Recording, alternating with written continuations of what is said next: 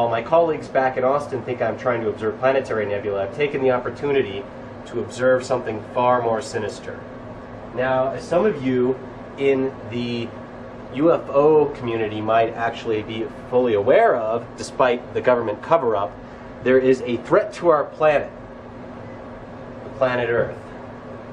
There's a planet at the edge of our solar system, some call Nibiru, or Planet X, and it is currently on an orbit that is going to cause it to swing by the Earth in August, and who knows, hopefully it won't collide with us, but even if it just gets close, the tides will just cause earthquakes, tsunamis, will reconstruct the surface of the Earth into something we don't even know.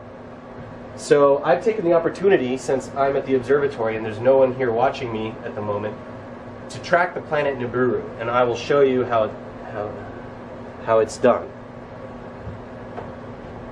Now, if any of my colleagues, if NASA finds out, if the government finds out I'm doing this, I'm through. So hopefully I can get this up on YouTube before they find me.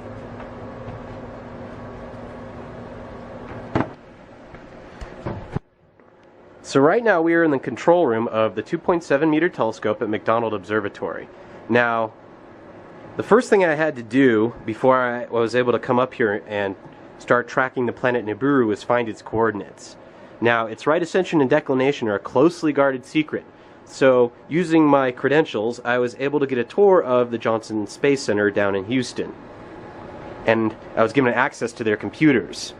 Now, using hacking methods that I am not at liberty to describe, I was able to hack into their computers and steal the right ascension and declination of the planet Nibiru, so I knew exactly where to point the telescope.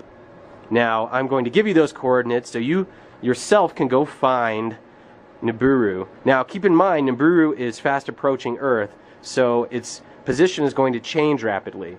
So you'll have to, I don't know its exact orbital parameters, so that's what I'm trying to find out. Now, its coordinates are currently, as of this time, right ascension 04 hours, 8 minutes, and 8 seconds. And the declination 60 degrees, 56 arc minutes, and 43 arc seconds. Now, if I get the correct orbital solution, I'll be able to plot exactly where it's going to be over the coming months, so that we can figure out if it's indeed a threat to the Earth or not. So, this is a spectrum of Nibiru. Now, it uses an instrument called the Mitchell spectrograph, which actually gets spatially resolved spectroscopy. The planet Nibiru is actually so close to Earth at the moment that we actually can see a disk.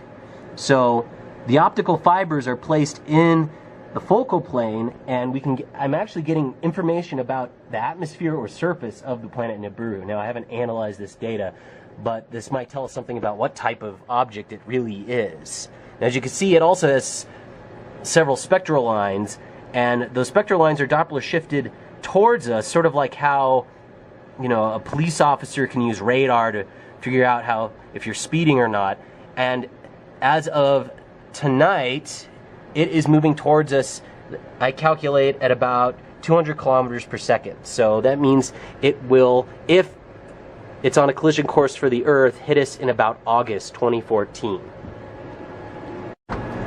Okay, now I'm going to go out in the telescope dome and show you the instrument I'm using. Now, it's almost completely dark out here, so I brought a flashlight.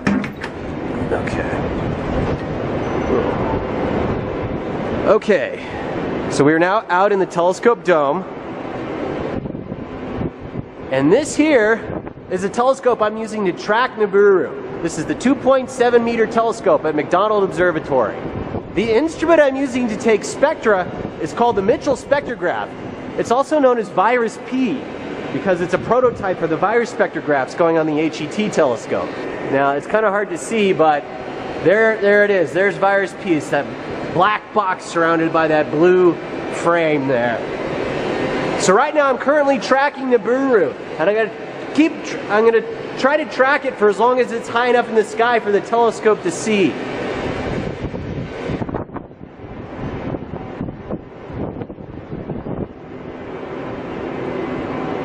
So this is the telescope console that I use to control the position of the telescope manually.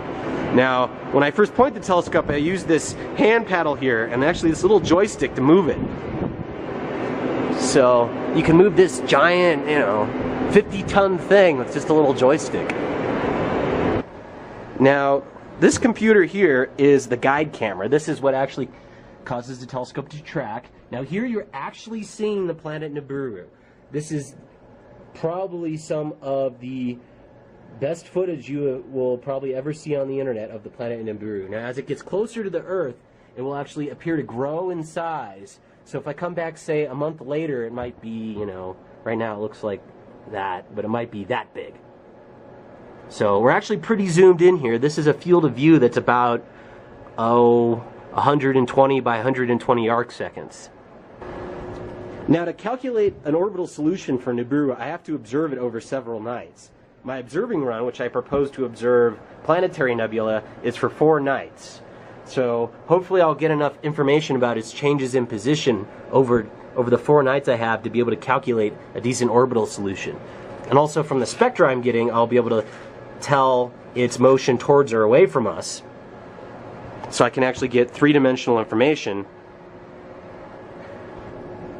Now this is the all-sky camera here. This is showing us sort of a fisheye view of the sky. Currently there's no clouds, which is good because in order to get a good orbital solution for Nibiru, I need to observe it continuously over 4 nights. And if I have poor weather, then it becomes harder to figure out what's going to happen in August when Nibiru comes very close to the Earth. Yes? Yes? No, I'm not. I am pointed at planetary nebula. I'm observing NGC 1501 right now. What do you mean the telescope's now pointed at NGC 1501? Of course it is. There's something wrong with your software. No. No. It's right here. You want me to...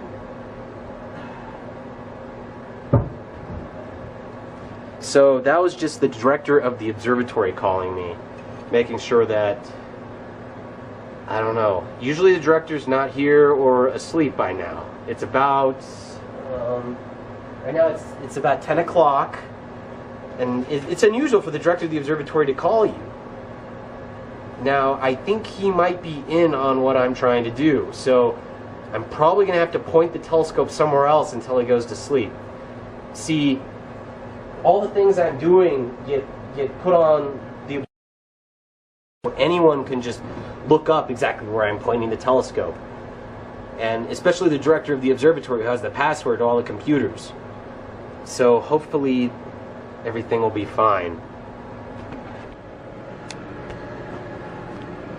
Okay.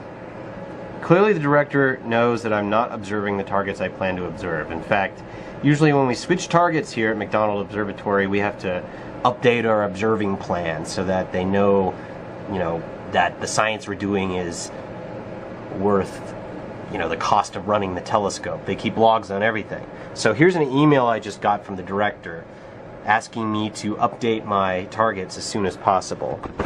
So, dear Dr. Kaplan, blah blah blah. It appears that you're not observing the planetary nebula and you are deviating from your original observing plan. Please update with us with your targets as soon as possible. Sincerely, the director. So, I'm just going to tell them that I found new planetary, better targets to observe. So hopefully they'll believe that long enough that I can get this video out. Now, hopefully NASA hasn't figured out what I'm trying to do. Crap, I think someone's coming. I'm gonna go see who it is.